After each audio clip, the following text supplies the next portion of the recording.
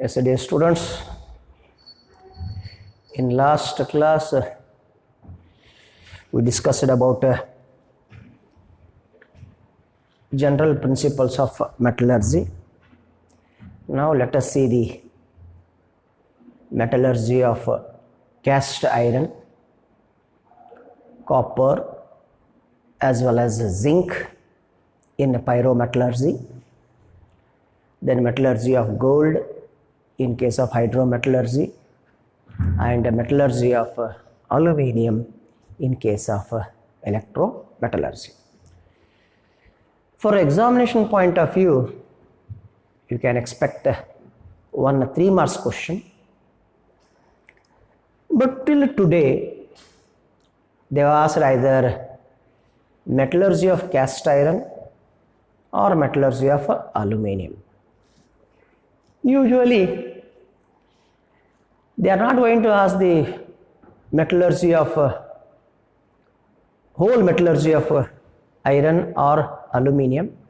Only they used to ask either the steps involved in the metallurgy of cast iron, especially in smelting, and in aluminium whatever the 3 steps involved, only those 3 steps you can expect for 3 marks.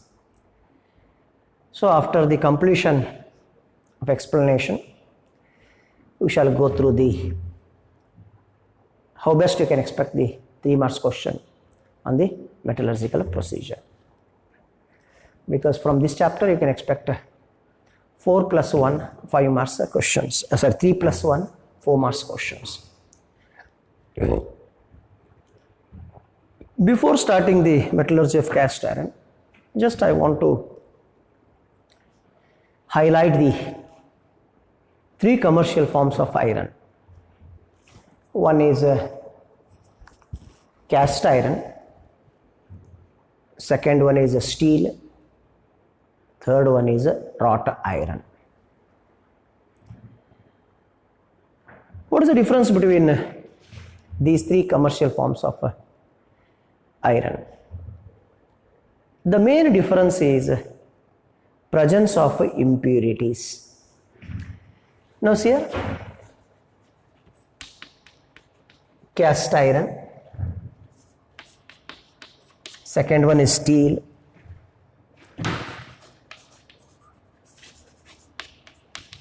wrought iron.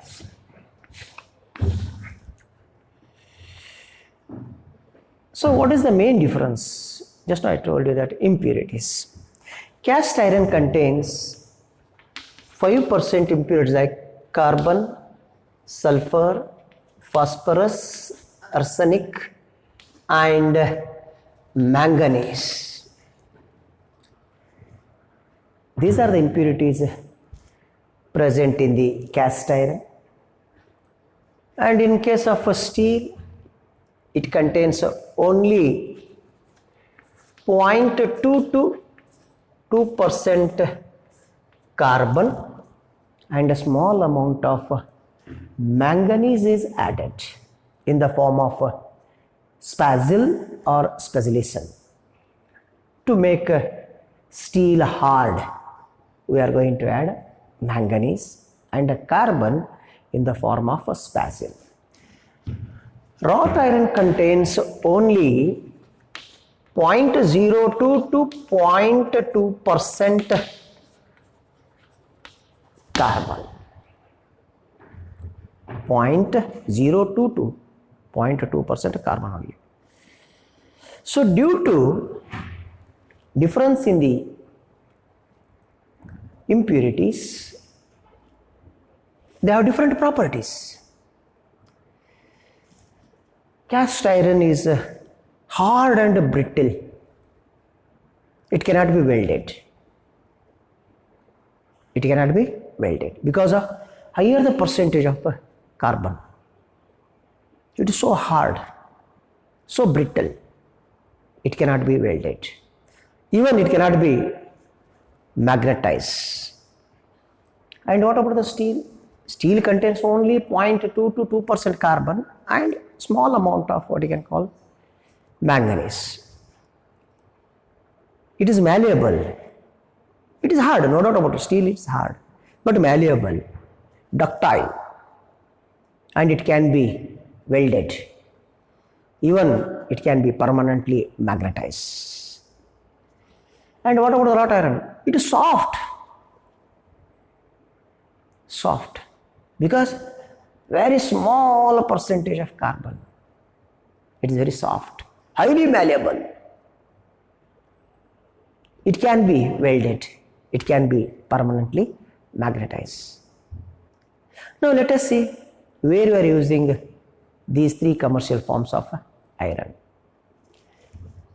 Cast iron plates are used for the construction of bridges, towers, etc.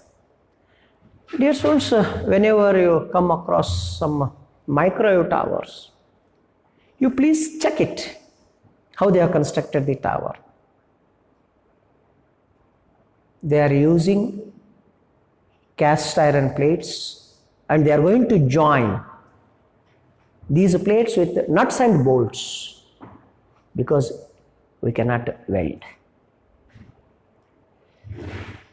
So, usually bridges, towers, etc. are constructed by using cast iron because it is so hard and brittle, non-malleable, non-ductile.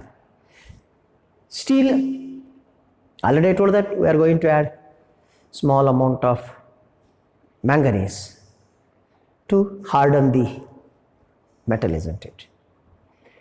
And one more important of a cast iron, it is used to manufacture steel as well as wrought iron. With the cast iron only we can manufacture steel as well as wrought iron. Because very simple, you go on reduce the percentage of carbon as well as you can remove the other impurities. We are going to get other commercial forms of iron. Steel, you all know the use of steel, isn't it? For making the furnitures, then windows, doors, and many more things, isn't it? The alloy of steel, that is manganese steel, it is used for the railing, isn't it? That is what you can call tracks, where we are using what you can call manganese steel. Then wrought iron, already told that due to very small percentage of impurity like carbon, it is highly malleable, highly ductile, very soft metal. Therefore, it is used for making the stapler pins, safety pins, fuse wire, etc. So, depend upon the impurities, we come across three commercial forms of iron: cast iron, steel, and wrought iron. Now we shall go for metallurgy of cast iron.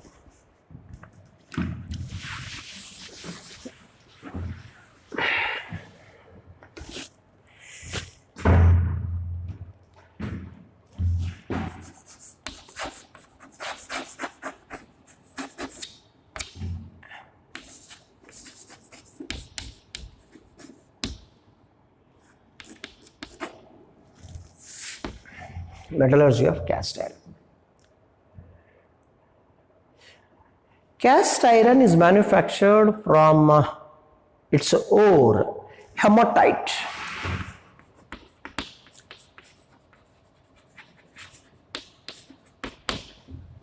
There are different ores of iron. You may be studied in school levels also. That is one is iron pyrite, then siderite, many more, isn't it? But among the ores of iron, we can extract a cast iron economically and profitably from hematite ore. Its chemical composition is Fe2O3. Already in the principles of metallurgy, we come across how to reduce the hematite ore, isn't it, in pyrometallurgy. Therefore, we may have an idea that cast iron is manufactured from hematite ore by pyrometallurgy.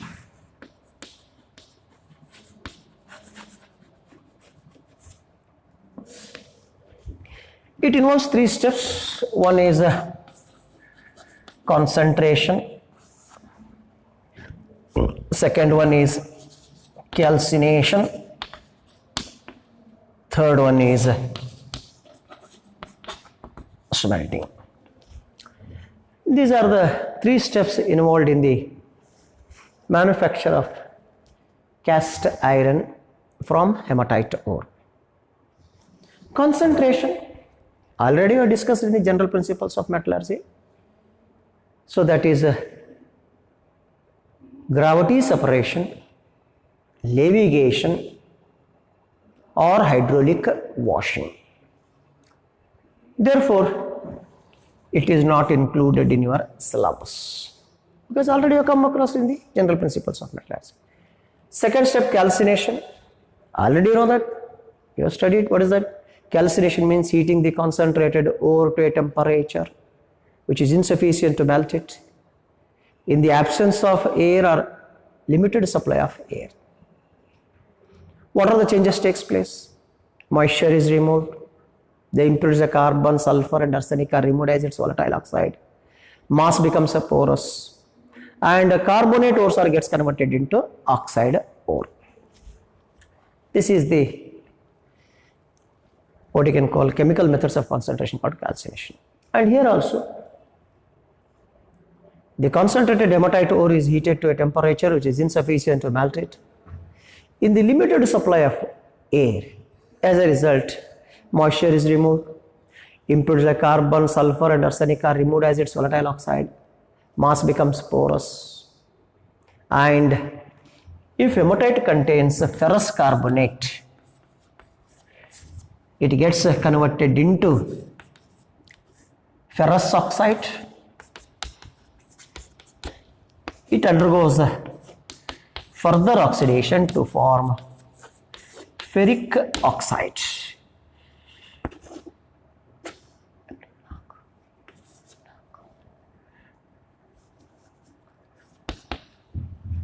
It undergoes further oxidation to form ferric oxide. Therefore, this step is also not included in your syllabus. So directly you can study the only one step in the metallurgy of cast iron, that is smelting.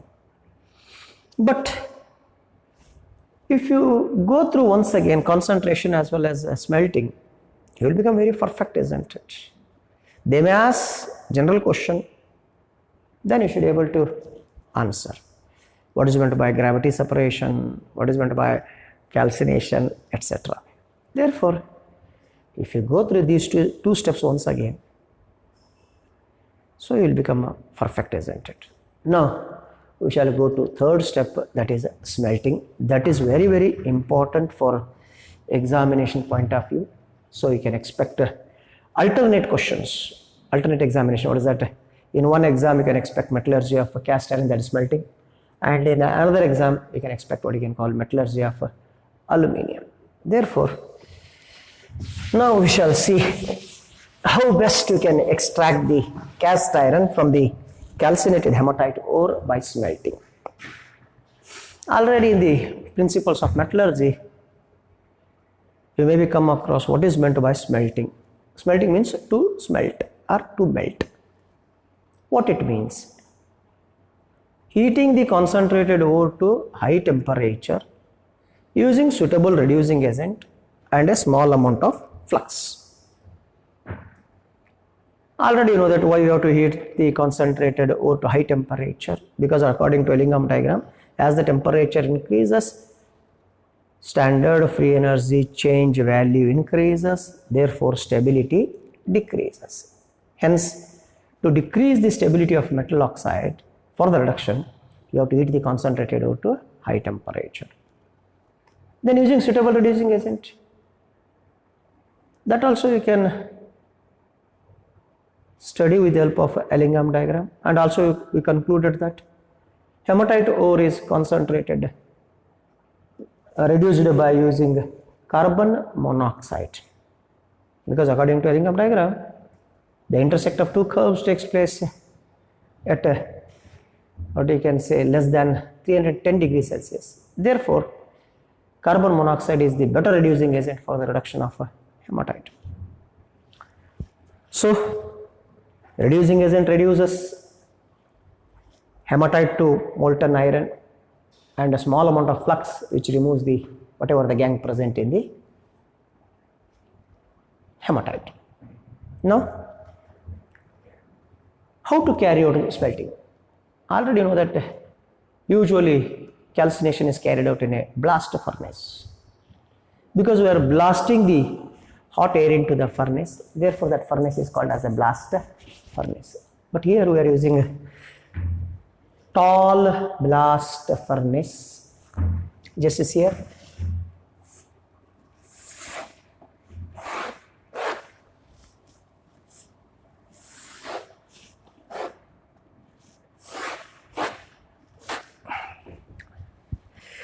I should draw it like this.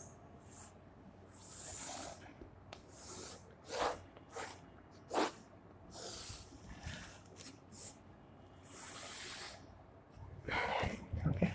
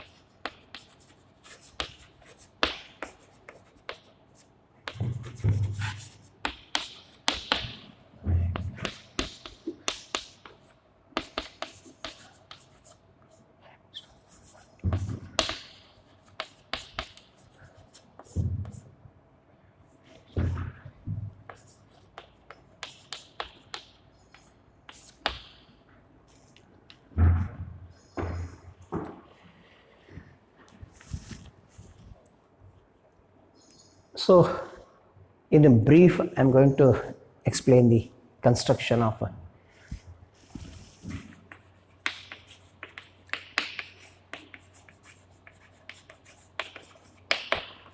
blast furnace.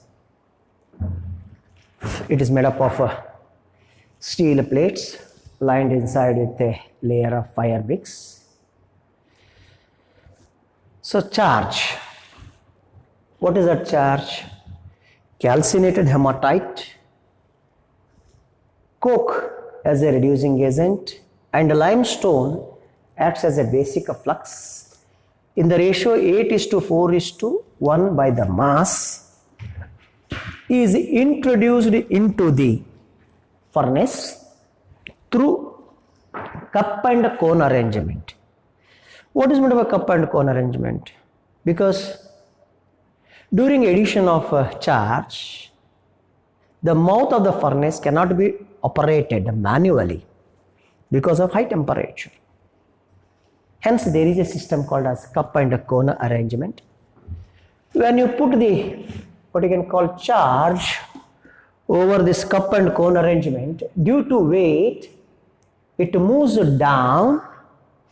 When it comes to the wider space, automatically complete charge fall into the furnace. Then it moves up and closes automatically. This is what you can call cup and cone arrangement. So here, charge, that is a calcinated hematite, coke as a reducing agent, limestone as a basic flux is introduced into the furnace through cup and cone arrangement. Then hot air is blasted into the furnace through the tires. Means you have to blast the hot air into the furnace through tires. Then what is going to happen? So there will be a lot of changes takes place inside the furnace. Now let us see the first step. Step 1. Whatever the coke, now see here, present near the tire, whatever the coke present near the tire gets oxidized to carbon dioxide. Gets oxidized to carbon dioxide. It is exothermic reaction. Heat is liberated. So the temperature range is around 2100 to 2173 Kelvin. Hence, this part is called as zone of combustion.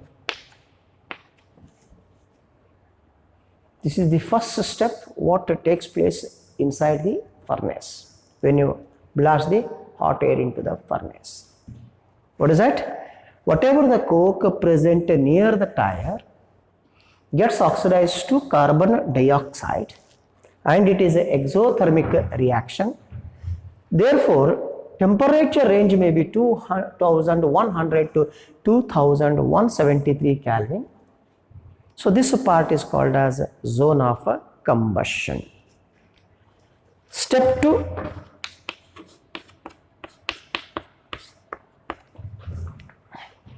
Yes, what is going to happen? Whatever the carbon dioxide is liberated, it rises up, combines with more coke to form carbon monoxide. Now see here, whatever the carbon dioxide is liberated, which rises up, and it combines with more coke to form carbon monoxide. So it is endothermic reaction. Heat is absorbed, and temperature range may be around what you can say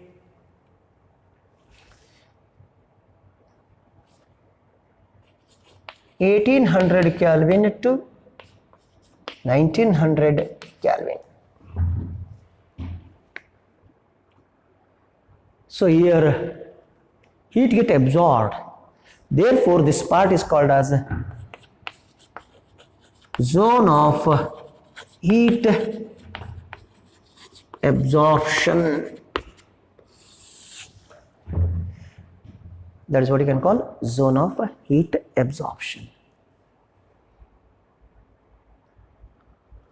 So, carbon monoxide is the actual reducing agent, because according to Ellingham diagram, that is the physico-chemical concept Ellingham diagram, we concluded that carbon monoxide is the better reducing agent for the reduction of hematite. So here you have proved, but actually we are going to use coke as a reducing agent. But that coke, in first step, coke gets oxidized to carbon dioxide, and carbon dioxide get reduced to carbon monoxide, then it acts as a reducing agent. So carbon monoxide is the actual reducing agent, reduces hematite to molten iron.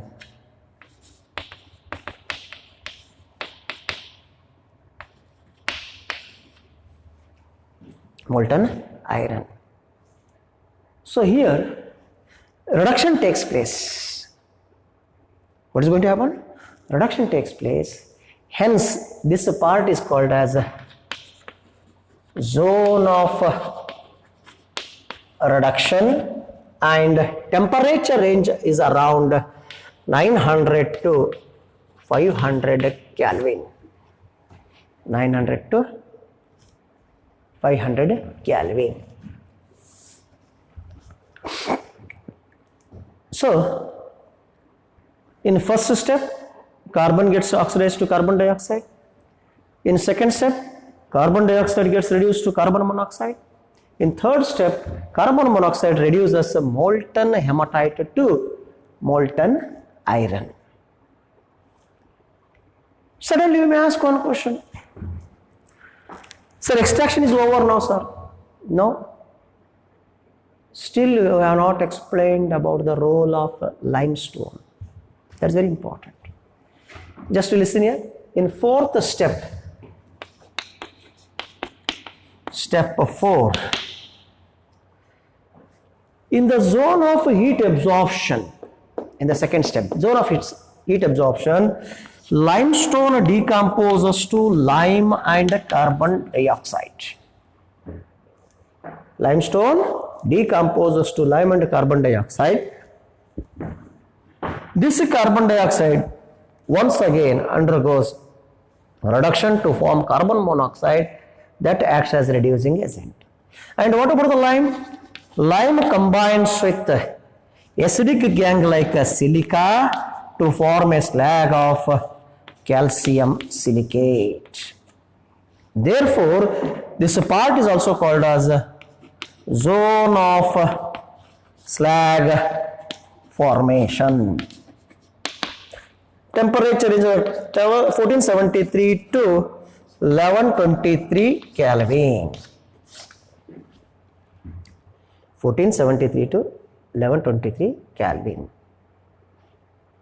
So, while explaining the metallurgy of cast iron, compulsorily you have to explain the fourth step that explains the role of limestone. So before concluding, once again I am going to explain the 4 steps. Listen here. When your hot air is blasted into the furnace through tires, coke present near the tire gets oxidized to carbon dioxide. So the temperature ranges of 2100 to 2073 Kelvin. So this part is called as the zone of combustion, and the carbon dioxide rises up, combines with more coke to form a carbon monoxide. It is endothermic reaction. Heat gets reduced. Therefore, this part is called as zone of heat absorption, and temperature is around 1800 Kelvin to 1900 Kelvin. And carbon monoxide is the actual reducing agent, which reduces molten hematite to molten iron. Hence, this part is called as a zone of reduction, and temperature is around 900 to 500 Kelvin. Then fourth step, that is in the zone of heat absorption, limestone decomposes to lime and carbon dioxide. Lime combines with the acidic gang like a silica to form a slag of calcium silicate. So, at the bottom of the furnace, two layers are collected. Upper layer is the slag of calcium silicate. That prevents the air oxidation of molten iron, which is collected at the bottom. Because you all know that iron has a more affinity towards air. Hence, slag or calcium silicate prevents the air oxidation of molten cast iron. So this molten iron contains about 5% impurities like carbon, sulfur, phosphorus, arsenic and manganese. This commercial forms of iron is called as cast iron. Yes, dear students, this is about metallurgy of cast iron. But in examination, we can expect only these 4 steps which takes place in the blast furnace. How best? Explain the steps involved in the extraction of cast iron from the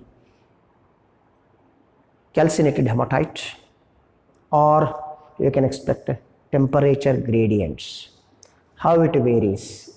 So what is the temperature range of zone of combustion, zone of heat absorption, zone of reduction, zone of slag formation. Only these are the 4 steps we can expect in the examination. So this is about metallurgy of cast iron, and now we shall go for metallurgy of copper. Copper is extracted from the ore chalcopyrite. It is also called as copper pyrite. So pyrite ore means nothing but sulfide ore.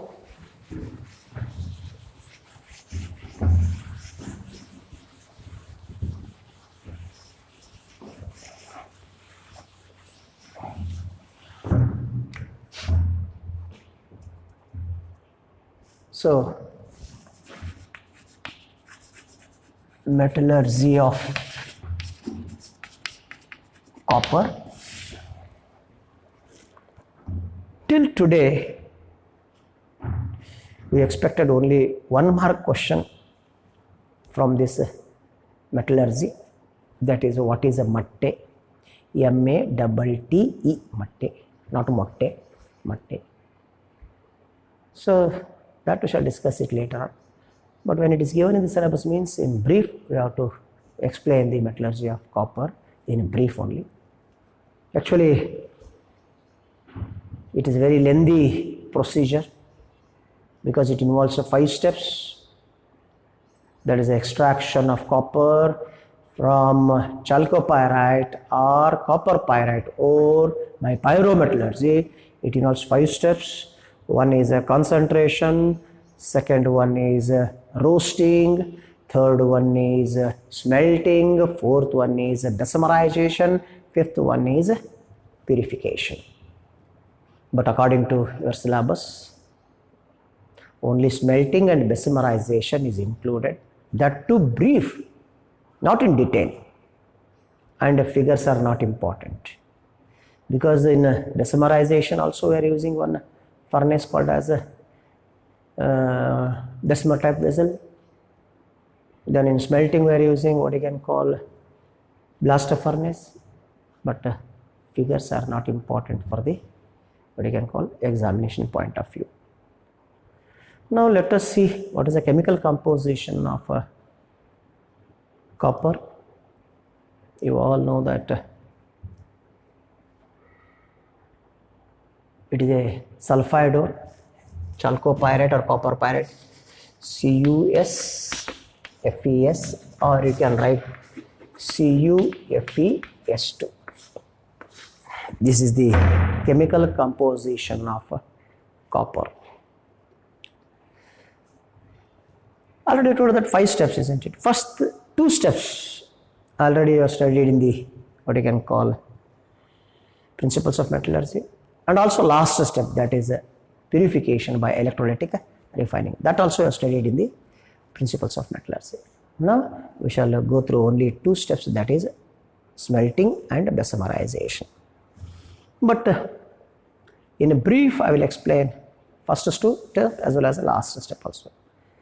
Though it is not included, but when you go through the principles of metallurgy, so you will come to know what is meant by concentration by froth flotation process, then roasting, as well as the last step, electrolytic refining. Now, how to concentrate the pyrite ore? I already know that only one method, that is called as a froth flotation process. So in brief, what you can say, chalcopyrite ore or copper pyrite ore is concentrated by froth flotation process. That is, the powdered ore is taken in a tank containing 3/4 of water and a small amount of pine oil along with xanthates, which increases the what you can call affinity. Then air is blown inside the tank. As a result, ore particles called as pyrite ore particles are wetted with the pine oil. So along with the air bubbles, it makes a froth which floats over the surface of the water, whereas gangue particles are wetted with water, settles at the bottom. So decant the froth, squeeze the oil and dry the ore. This is called as froth flotation process. Roasting, what is roasting? Heating the concentrated ore to a temperature which is insufficient to melt it in the presence of excess of what you can say air. So what are the changes? Very simple, moisture is removed because we are heating. Second, impurities of carbon, sulfur and arsenic are removed as its volatile oxide. Mass becomes a porous. Very simple. And last step, what is the last changes? Very simple. Sulfide ores gets oxidized to oxide ores. But here, chalcopyrite ore is heated with excess of air. What is going to happen? So it gets converted into cuprous sulfide and ferrous sulfide and sulfur dioxide. Is it right? So this is what you can call calcination. Roasting. So this roasted chalcopyrite ore is further mixed with what you can say sand, acts as a acidic flux and taken in the small water jacketed blast furnace. Hot air is blasted into the furnace. As a result, what happened? Ferrous sulfide gets oxidized to ferrous oxide.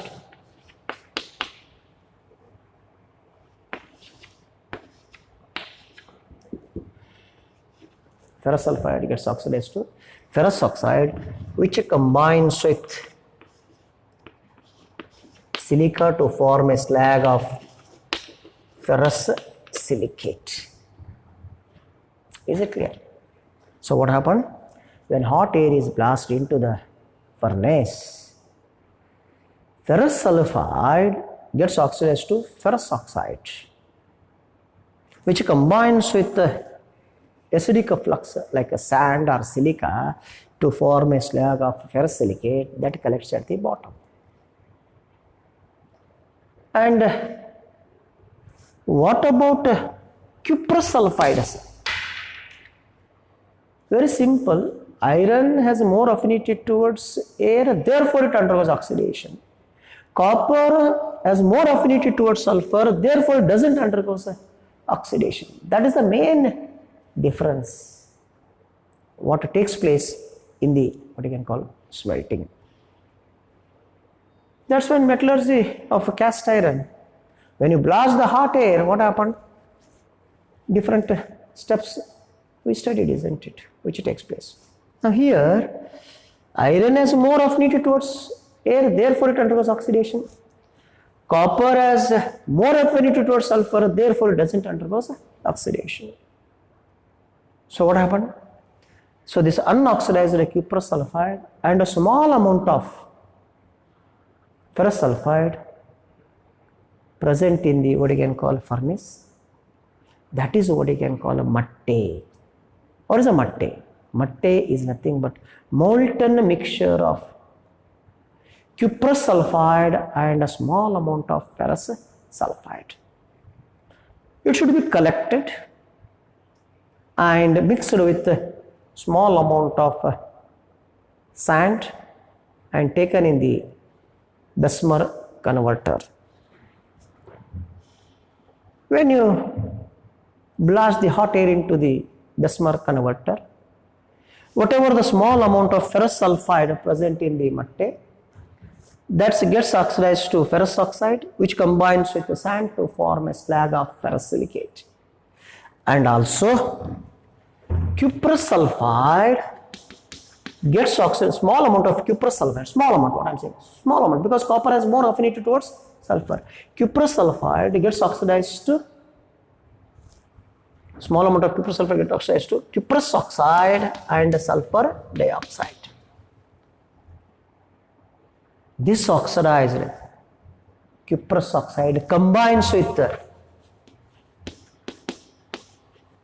remaining copper to form sulfur dioxide and copper.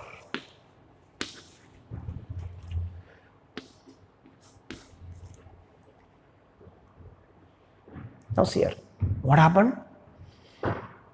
Whatever the small amount of cuprous sulfide gets oxidized to cuprous oxide, which combines with the remaining cuprous sulfide to form molten copper and sulfur dioxide.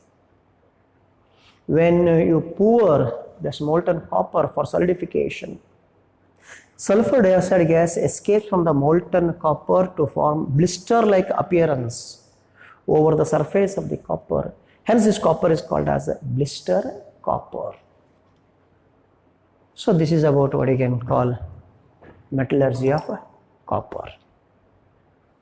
Once again I am going to explain the two steps which are mentioned in your syllabus, that is smelting and mesmerization. So that roasted chalcopyrite ore is mixed with sand and introduced into the small water jacketed blast furnace. When you blast the hot air into the furnace, what is going to happen? The ferrous sulfide gets oxidized to ferrous oxide because iron has more affinity towards air or oxygen. And that ferrous oxide combines with the acidic flux like the silica to form a slag of ferrous silicate. But cuprous sulfide doesn't undergo oxidation because copper has more affinity towards sulfur. Therefore, the molten cuprous sulfide containing a small amount of unoxidized ferrous sulfide, that mixture is called as a matte. That should be collected and transferred to Bessemer converter, mixed with a small amount of sand. Then hot air is blasted into the furnace. As a result, whatever the small amount of unoxidized ferrous sulfide present in the mixture, it gets oxidized to ferrous oxide, which combines with the sand to form a slag of ferrous silicate. And also small amount of cuprous sulfide gets oxidized to cuprous oxide,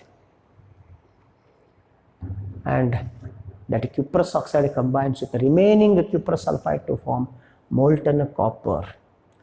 During solidification, sulfur dioxide gas escapes from the molten copper to produce blister-like appearance on the surface. Hence this copper is called as blister copper.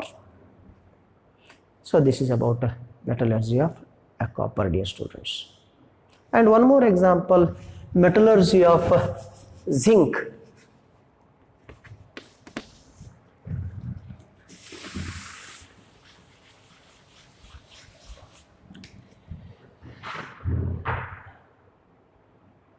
It involves 4 steps. One is concentration, second one is roasting, third one is smelting, fourth one is refining. But only smelting is included, that too in a brief. What reducing agent should be used to reduce, what you can say, zinc oxide. But in brief I will explain. Zinc is obtained from its ore, what you can say, pyrite ore. Therefore, when it is a pyrite ore, means it involves concentration by flotation process, then a roasting. So in roasting, zinc sulfide gets oxidized to zinc oxide and sulfur dioxide.